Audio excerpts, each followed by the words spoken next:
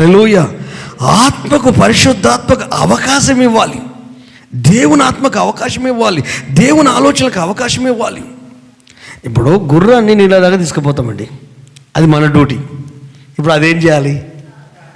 అది తాగుతలేదు, మరి ఏం చేద్దాం?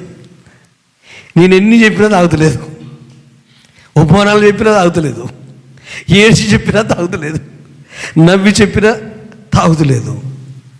ఎన్ని హల్లెలూయా. మీరు ఆ కోవలో ఉండొద్దు. హల్లెలూయా.